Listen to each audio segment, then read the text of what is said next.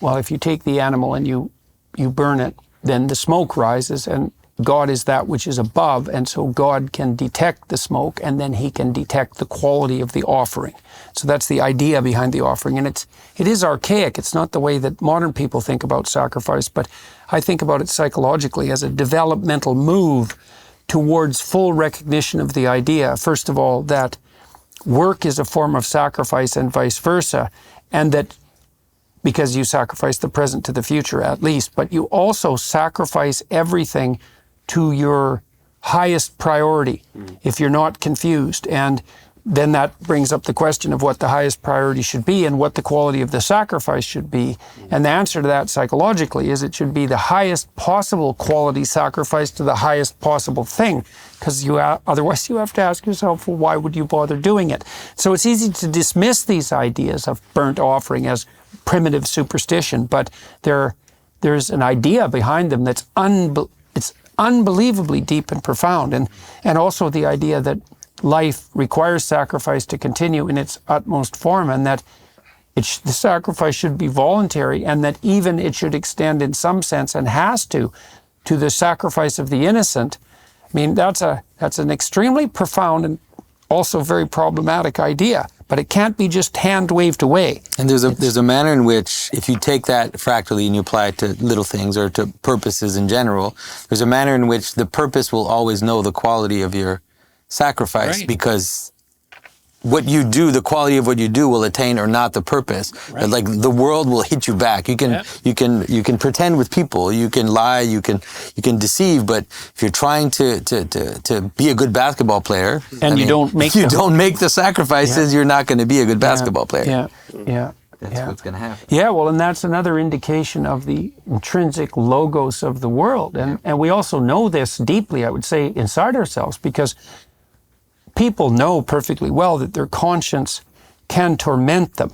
And it is the case sometimes that people's conscience is overdeveloped and has this tyrannical superego element and will knock them down. But if your conscience is functioning well, basically what it does is indicate to you constantly that your sacrifices are either not of the right sort or they're not of the highest quality.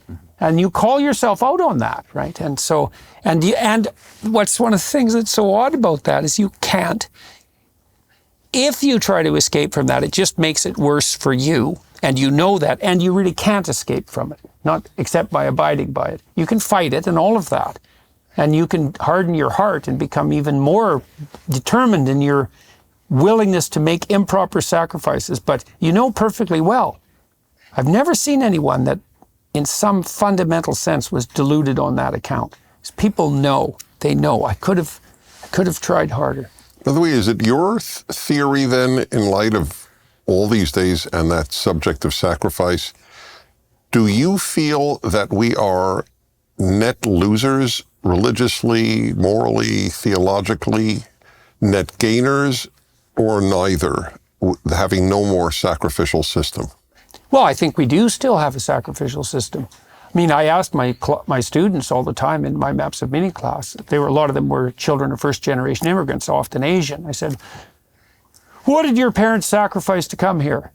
Well, it's like they knew exactly what that meant, and they knew exactly, generally, what they had sacrificed as well. And so we've spiritualized it in some sense, and partly what you see in the entire biblical corpus is the spiritualization, the psychologization of a sacrificial practice. But very specifically, and I don't have an answer. I mean, the fact that we don't act it out. The actual carnal representation of sacrifice, is that a loss that we don't have that? It's a very good question. I mean, part of the question that Jonathan and I have been debating back and forth constantly is, and part of the question that this book raises is, to what degree does what's become abstract still need to be represented in image and action, right? Right. How much does it have to be ritualized? Yeah. And but the answer is still, we don't in know. Jewish tradition, there is still, even though it's not a killing of an animal, there still is a ritualized aspect to the sacrifice. Is there some kind of giving, like giving money or giving something which becomes like a... Judaism,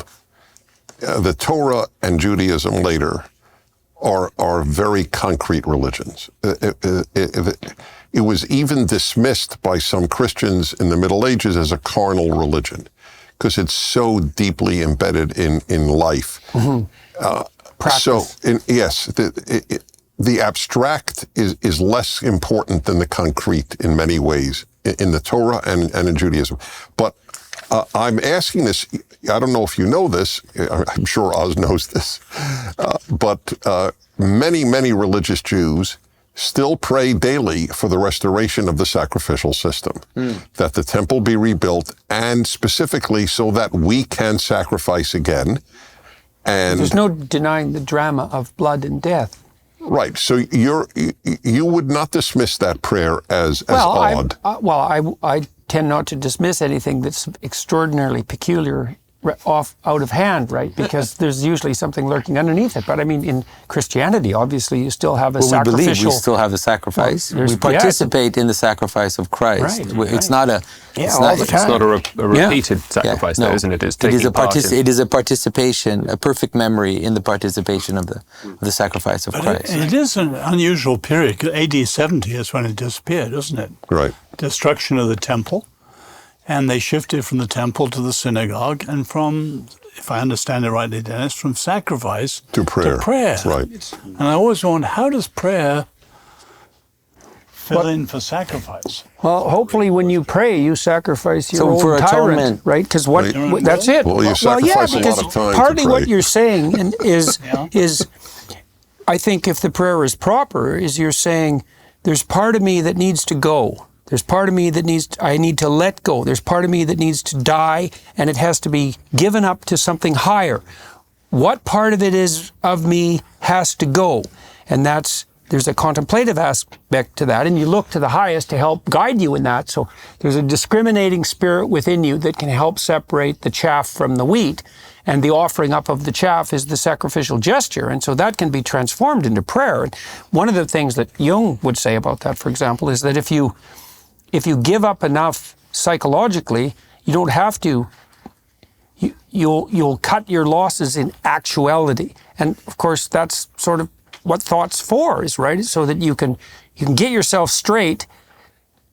You can give it up in abstraction, so you don't act out the pathology, and then nothing dies in actuality. But that still means you have something to give up, and part of that repentance idea is a sacrificial notion. It's like, well, oh, that's what I did wrong. Oh, that's a big part of me. Oh, it's going to hurt when that goes. It's like, yeah, but maybe you won't die. And then you offer it up as a sacrifice to something higher, because otherwise, why would you improve? And that discriminating spirit inside that judges what's in you that should be sacrificed, that wouldn't even exist unless it was existing in relationship to something higher, because there'd be nothing to serve as a judge.